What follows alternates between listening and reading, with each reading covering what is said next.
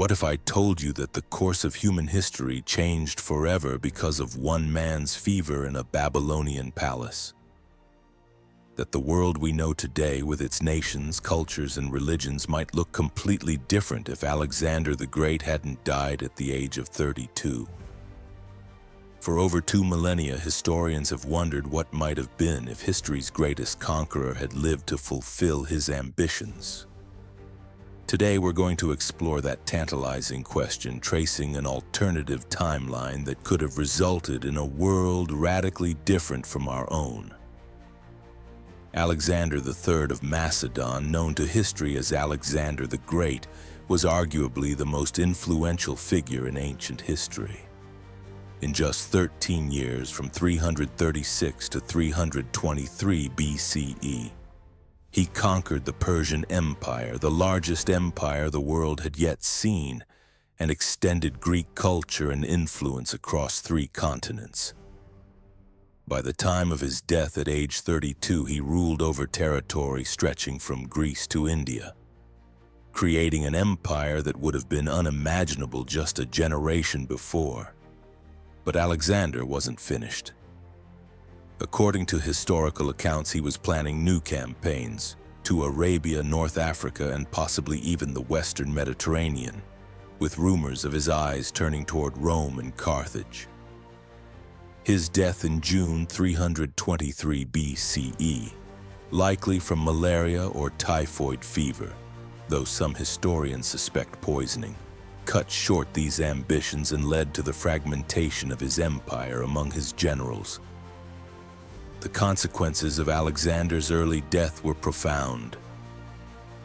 Without a clear heir or succession plan, his vast empire was divided among his top generals, the Diadochi, in a series of wars that lasted for decades. This fragmentation prevented the consolidation of a unified global empire and allowed for the rise of new powers, including Rome, which would eventually dominate the Mediterranean world. But what if Alexander hadn't died? What if he had recovered from his illness and lived for another 20, 30, or even 40 years?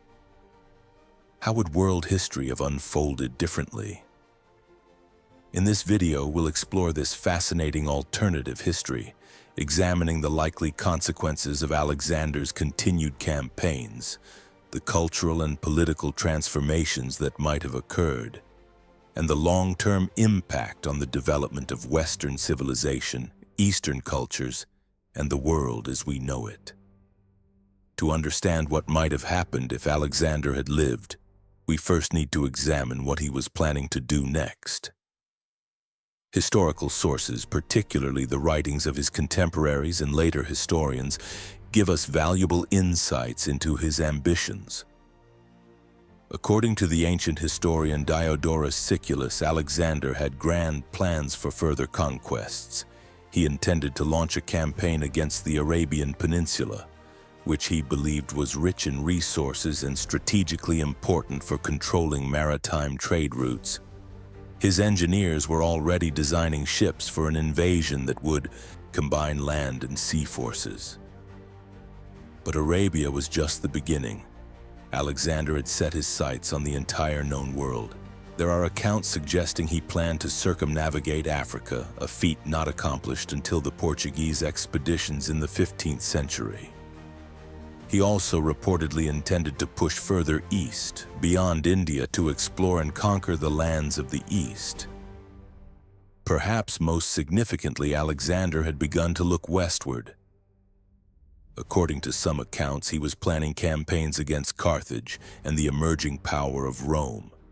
He had already established contact with these civilizations and likely viewed them as potential threats or future conquests.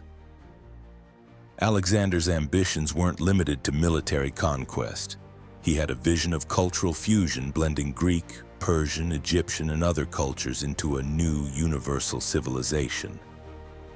This is evident in his policies of encouraging intermarriage between his soldiers and local populations, his adoption of Persian dress and customs, and his founding of numerous cities named Alexandria that would serve as centers of Hellenistic culture. Had Alexander lived, He would have continued these policies on an even grander scale.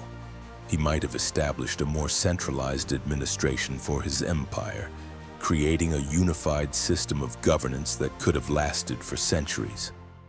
His vision of cultural fusion might have been more fully realized, creating a truly cosmopolitan civilization that spanned continents. Alexander was also a patron of learning and science. He founded the Great Library of Alexandria and encouraged the work of philosophers and scientists. With more time, he might have established more such centers of learning, potentially accelerating scientific and technological progress in the ancient world. In short, Alexander's plans and ambitions were vast and far-reaching. His early death cut short a vision that could have fundamentally altered the course of human history. But what might that alternative history have looked like? Let's explore the possibilities. If Alexander had recovered from his illness in 323 BCE, his first priority would likely have been the Arabian campaign he had been planning. This campaign would have been different from his previous conquests. Arabia presented unique challenges: vast deserts, limited water sources, and a population known for their mobility and guerrilla tactics. However, Alexander was a master strategist who excelled at adapting to new circumstances. He would likely have employed a combination of naval forces along the coast and land forces moving through the interior. His engineers would have developed innovative solutions to the water scarcity problem, possibly building aqueducts or developing advanced water storage techniques. The conquest of Arabia would have given Alexander control over the lucrative spice and incense trade routes, significantly boosting the wealth of his empire. It would also have provided him with a strategic base for further campaigns in Africa and possibly even India via sea routes. With Arabia secured, Alexander would likely have turned his attention to North Africa. Carthage, the powerful Phoenician city-state, would have been his primary target. A clash between Alexander and Carthage would have been a confrontation between two of the ancient world's most sophisticated military powers. Carthage had a formidable navy, which Alexander would have needed to counter.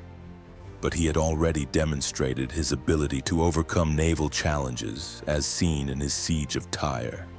He would likely have employed similar tactics, building causeways, using siege towers, and employing his innovative naval strategies.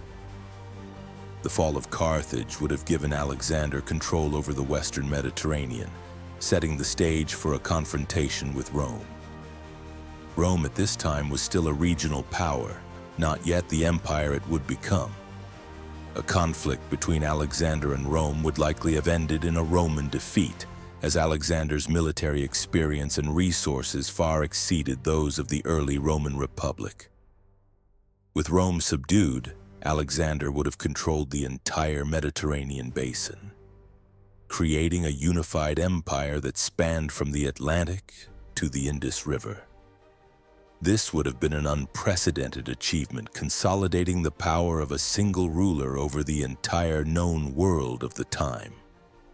But Alexander's ambitions wouldn't have stopped there. Historical accounts suggest he was interested in exploring and conquering the lands beyond the Mediterranean. He might have launched campaigns into sub-Saharan Africa, following the Nile River to its source. He could have pushed further into Europe, possibly extending his influence into Gaul and Germania. Perhaps most intriguingly, Alexander might have attempted to circumnavigate Africa, a feat that wouldn't be accomplished until the age of exploration more than 1,700 years later. This would have opened up new trade routes and potentially led to contact with civilizations in sub-Saharan Africa and beyond. The consequences of these campaigns would have been profound. Alexander's empire would have been even more vast and diverse than it was at his death. The flow of goods, ideas, and people across this empire would have accelerated cultural exchange and economic development. the world would have been more interconnected centuries before the age of exploration. But what about the cultural and political implications of Alexander's continued rule? How would his vision of a unified cosmopolitan empire have developed over time? Let's explore these questions in the next section. One of Alexander's most remarkable achievements was his vision of cultural fusion. Unlike many conquerors before and after him, he didn't seek to impose his own culture on conquered peoples. Instead, he encouraged the blending of Greek, Persian, Egyptian, and other cultures into a new, cosmopolitan civilization. Had Alexander lived, this vision of cultural fusion would have been more fully realized. He would have had more time to implement policies that promoted intermarriage, cultural exchange, and religious syncretism. The result might have been a truly universal culture that drew on the strengths of diverse traditions. Alexander had already begun this process by adopting Persian dress and customs, encouraging his soldiers to marry local women, and founding cities that served as centers of Hellenistic culture. With more time, he might have established a more systematic approach to cultural integration, possibly creating educational institutions that taught a blended curriculum drawing on Greek, Persian, Egyptian, and Indian knowledge. Religious syncretism would likely have been a key feature of Alexander's empire.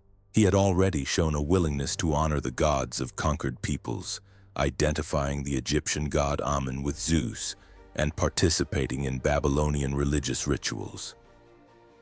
With more time, he might have developed a more systematic approach to religious integration, possibly creating a new imperial religion that incorporated elements from various traditions. The political structure of Alexander's empire would also have evolved. At the time of his death, Alexander was beginning to experiment with new forms of governance that incorporated both Macedonian and Persian elements. He had appointed Persians to positions of power and adopted some aspects of Persian royal administration. Had Alexander lived, he might have developed a more centralized and efficient administrative system for his vast empire. This could have included a standardized legal code, a common currency, and a system of roads and communication networks that would have facilitated trade and cultural exchange. Alexander was also a patron of learning and science. He had founded the Library of Alexandria and encouraged the work of philosophers and scientists. With more time, he might have established more such centers of learning throughout his empire, creating a network of institutions that would have accelerated scientific and technological progress. The city of Alexandria, in particular, might have become even more of a center of learning and innovation. With Alexander's continued patronage, it could have attracted scholars from across the empire and beyond, leading to advances in fields ranging from mathematics and astronomy to medicine and engineering. One of the most significant long-term consequences of Alexander's continued rule might have been the prevention of the rise of Rome as a dominant power. In our timeline, Rome rose to prominence after the fragmentation of Alexander's empire. But if Alexander had lived and consolidated his power, Rome might have remained a regional power or even been absorbed into Alexander's empire. This would have had profound implications for the development of Western civilization. Roman law, language, and political institutions played a crucial role in shaping the West. Without Roman dominance, the development of Western civilization might have followed a very different path, possibly more influenced by Greek, Persian, and Egyptian traditions. The cultural and political implications of Alexander's continued rule would have been profound. But what about the long-term historical consequences? How might the world have developed differently over the centuries following Alexander's extended reign? Let's explore these questions in the next section. The long-term consequences of Alexander's extended reign would have been profound and far-reaching. To understand these consequences, we need to consider how history might have unfolded over the centuries following Alexander's death, assuming he lived to, say, 60 or 70 years old. One of the most significant consequences would have been the consolidation of a unified empire spanning Europe, Asia, and Africa. This empire would have been far more stable and long-lasting than the one Alexander left behind at his actual death. With a clear succession plan, possibly Alexander naming an heir or establishing a more systematic process for transferring power, the empire might have avoided the fragmentation that occurred in our timeline. This unified empire would have facilitated trade, cultural exchange, and technological innovation on an unprecedented scale. The Silk Road, which connected East and West, might have been developed earlier and more extensively, leading to greater economic prosperity and cultural exchange. The flow of ideas and knowledge across the empire would have accelerated scientific and technological progress. Greek philosophy, Persian administration, Egyptian mathematics, and Indian astronomy might have been combined in new and innovative ways, leading to advances that wouldn't occur in our timeline until centuries later. One area where this progress might have been particularly significant is in the field of technology. The ancient Greeks had developed sophisticated mechanical devices such as the Antikythera mechanism, an analog computer used to predict astronomical positions.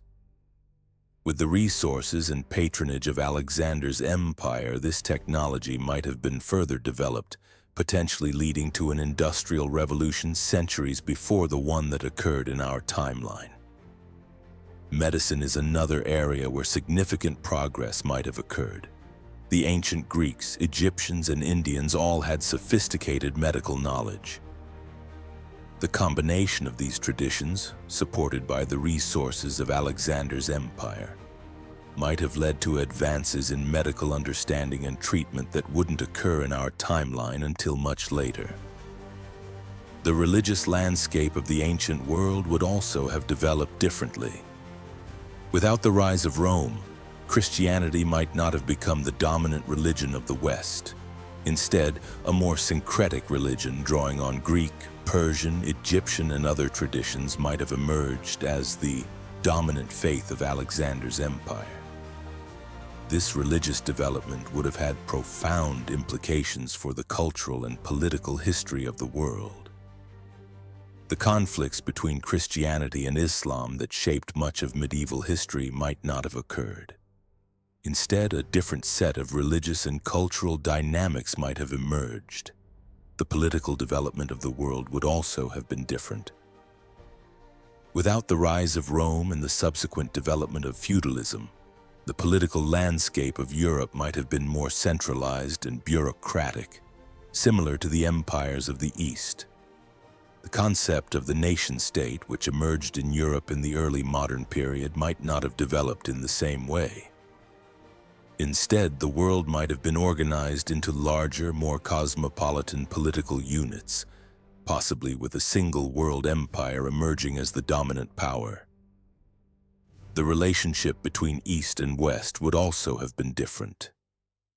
In our timeline, the divide between the Roman Empire and the Parthian and later Sasanian empires created a lasting cultural and political split between Europe and the Middle East.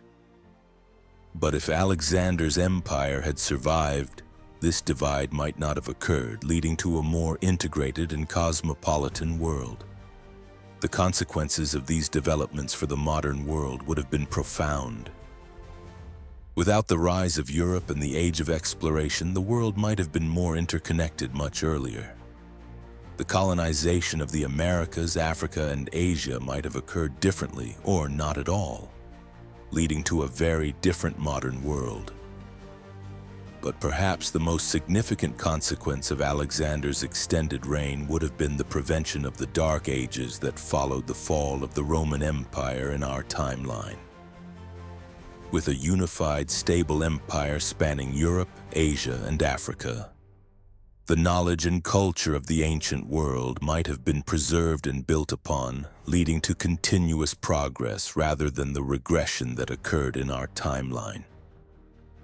As we've explored the alternative history of a world where Alexander the Great didn't die at 32, a picture emerges of a civilization that could have been remarkably different from our own. In this world, a unified empire spanning 3 continents would have facilitated unprecedented cultural exchange, technological innovation, and economic prosperity. The arts and sciences would have flourished in this cosmopolitan civilization. Greek philosophy, Persian literature, Egyptian mathematics, and Indian spirituality might have blended into a rich cultural tapestry that drew on the strengths of diverse traditions. The Library of Alexandria might have been just one of many centers of learning scattered across the empire, each contributing to a collective body of knowledge that far exceeded what was possible in our timeline. Technologically, this civilization might have achieved feats that wouldn't be accomplished in our timeline until centuries later. With the combined knowledge of Greek mechanics, Persian engineering, and Indian mathematics, and with the resources of a vast empire to support innovation, an industrial revolution might have occurred in the ancient world, leading to advances in transportation, communication, and production. Religiously, this world might have been more tolerant and syncretic. Instead of the conflicts between different religious traditions that characterized much of our history, a more inclusive spirituality might have emerged, drawing on the wisdom of diverse traditions and emphasizing commonalities rather than differences. Politically, this world might have been more stable and peaceful. With a single empire spanning the known world, the conflicts between nations that characterized much of our history might not have occurred. Instead, a more centralized and bureaucratic system of governance might have provided stability and security for millions of people. The relationship between humanity and the natural world might also have been different. With a more holistic worldview that drew on diverse traditions, this civilization might have developed a more sustainable relationship with the environment, avoiding some of the ecological problems that plague our modern world. In short, the world that might have been if Alexander the Great hadn't died at 32 could have been a remarkable civilization, one that combined the best of diverse traditions, achieved unprecedented technological and cultural advances, and provided stability and prosperity for millions of people. Of course, we can never know for certain what would have happened if Alexander the Great hadn't died at 32. History is shaped by countless variables, and the death of one man, even one as influential as Alexander, is just one of many factors that determine the course of human events. But exploring this alternative history helps us understand the significance of Alexander's life and the impact of his early death. It reminds us of the contingency of history, how the world we know today is the result of countless accidents, decisions, and events that could have unfolded differently. It also challenges us to think about the long-term consequences of historical events. The death of Alexander in 323 BCE set in motion a chain of events that led to the rise of Rome, the spread of Christianity, the fall of the Western Roman Empire, the Dark Ages, and eventually the emergence of the modern world. Without that death, history might have taken a very different path. Finally, this alternative history invites us to reflect on the nature of civilization itself. What makes a civilization great? Is it military power, cultural achievement, technological innovation, or something else entirely? The story of Alexander the Great, both in our timeline and in the alternative history we've explored, suggests that the greatest civilizations are those that embrace diversity, foster innovation, and seek to create a better world for all people. As we contemplate the world that might have been, we're reminded of the fragility of human achievement and the importance of cherishing the civilization we have. The story of Alexander the Great is not just a tale of what might have been. It's a reminder of what we can be if we have the vision and courage to pursue greatness. What other moments in history have shaped our world in ways we rarely consider? And what alternative histories might help us understand our own world better? These are questions worth pondering as we continue to explore the fascinating tapestry of human history.